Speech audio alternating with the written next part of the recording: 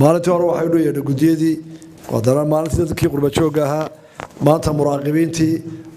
dad badan baa isweydiinaya warniyo maxaa laga hadlaa oo dee boqolaal kilomitir baa laga soo ababaxaya magaalooyin baa laga imanaya safar baa loo soo galayaa markaa dad badan baa isweydiiya maxay qiimo leedahay maanta kan iyo intanti halkan la sugaado la hadlayo qiimaha leedahay waxa weeye hawl kasta oo la qabto haddii aan la isugu soo noqon oo la odhan maxaa ficnaa maxaa xumaa oo dabeetana inta hawshii la qoro meel la dhigin berrita marka loo baahdana halkii laga ambaqaadin waxaynu ku jiraynaa uun haddaynaa saa yeelin oon la isu iman oon la qorin khalad iyo sax wixii dhacay oon xuluushii lagu darin berrita markaynu hawl u baahanno waxaynu noqonaynaa dad meel cusub ka bilaaba maalin walba oo gebgeba maanta hawshan iyo tii gudiyada ololuhuba waxaa inoo abuurmay system ama hanaan lagu howlgeli karo doorasho kasta oo inoo abuurmay taasaa ah inaynu ilaalino oo aynu dhisno oo aynu korino guddiga muraaqibiinta sidaa la sheegay hawl culus bay qabteen waananu uga mahadnaqaynaa laba hawlood baa isbarbar socdo ay hayeen mid waxay muraaqibiinta xulidooda iyo raridooda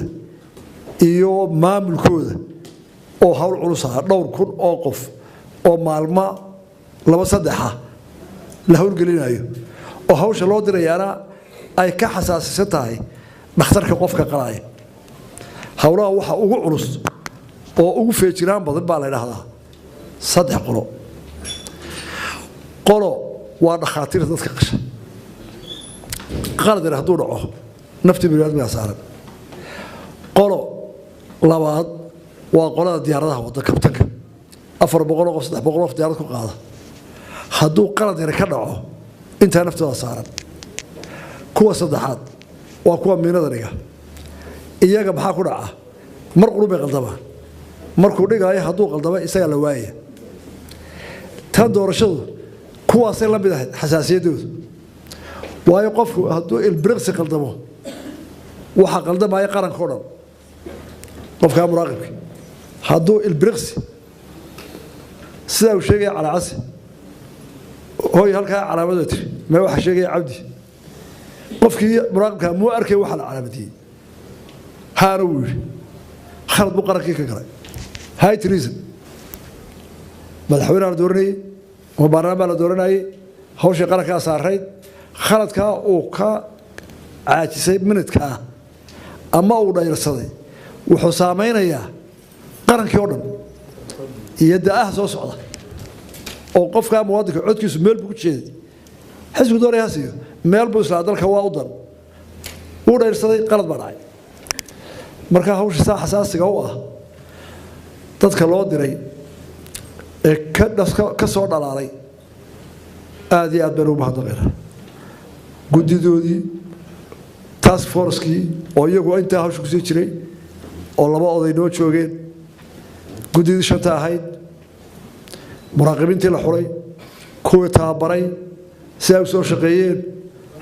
waa wax taariikhda galaya oo u baahan inaana inaga lumin inaynu buug ka qorro yaan idin dhibin ama ha la yaabina haddii wax la canaanto sideedaba bini aadmigu wuxuu jecel yahay inay wax lu soo dahaadaan isbeddelka waa nicmi bini aadmigu marka habka cusub haddii odayaal la qaadan jiray oo rag waaweyn soo jeedi jiray oo loo qori jiray hebel ha loo dhiibo imika muhiimadda aynu u baahnay dhalinyarada aqoonta la inuu qaadin waxay ahayd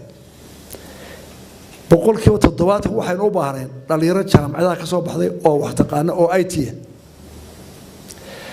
muraaqibnimada boqolkiiba 30 xataa hadduu muraaqibka uu baqay kuwa kala ilaalinaya boqolkiiba 90 komishanka cid loo diray wuxuu saarayay muraaqibka waa markhaati waana wax badan ku xidhay laakiin halkaynu ka digtoonayn ee muraaqibiinta guddiga loo xulay ee loogu howlgalayay waxay ahayd inaynu helno system dalka aan dib loogu murmin doorashada natiijada ka soo baxaysa taana waxa fulin karaya dad aqoon leh oo IT yaqaana oo feejigan oo dhalinyaro ah muu qaban karin kastoo weyn oo qaylaya odaygu haddaan IT-ga baa qaban ama telefoonka ama waxaan faahfaahsan muu karin waa dhab marka ujeedada daa'irta loo qorayay waxay ahayd ilaalinta inaan muran ka dhicin sida dalka dhacda natiijada soo bixi doonta oo markaa la qabto boqolkiiba boqol bay fuliyeen dhalinyarada hawsha loo diray waa baasiin 100% dalkay badbaadiyeen Soomaaliland bay magac u soo hooyeen qarannimada ay ku hirgeliyeen xisbigii bay awood siiyeen kalsooni wixiisa ku haysto qarankii oo dhan bay ku digay haddayna natiijada haynin oo systemkaasi hirgelin markay mudaharaada wadani ku kaway ma ka dhicilaa mudaharaad ka wanaag kulmiya dhicilaa ila labadii midna warma hayee mid ruux soo wax daafac wala isku jabina laakiin systemka ay dhigeen oo nagu ma hadaqayno dadkii farsamayaqaanka ee arrinta sameeyay systemka sameeyay oo aqoonyaha badan iyo hay'ado badan ay isugu tageen oo gudoomiye oo ahaa ma coordinator oo ahaa ee daahir dubad Ibrahim oo isagana ku amaanayo sidii hogaaminta ahayd xataa hay'adaha soo diyaarinayay systemka uu dhamaantood soo waafajiyay hadal la'aanta oo ay marka system la samaynayo tan oo kala taariikhi ah mar kasta oo institution taqaanay qaabkan wax loo sameeyo systemka loo sameeyay oo tabarruc ku yimid oo kulmiye ah oo wada aqoon leh mid waliba wuxuu doonayay inuu ka qayb qaato historic eventka arinta taariikhiga inuu ka qayb qaato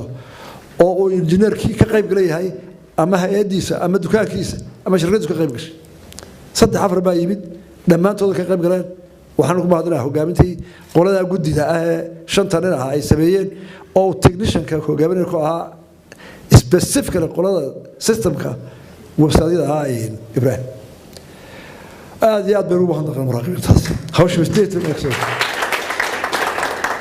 maxaa maanta natiijo aynu ka helnay doorashada xisbi ahaan kulmiye ahaan marka laga reebo guusha oo xisbigu gaaray lixaad kale waxaanu helnay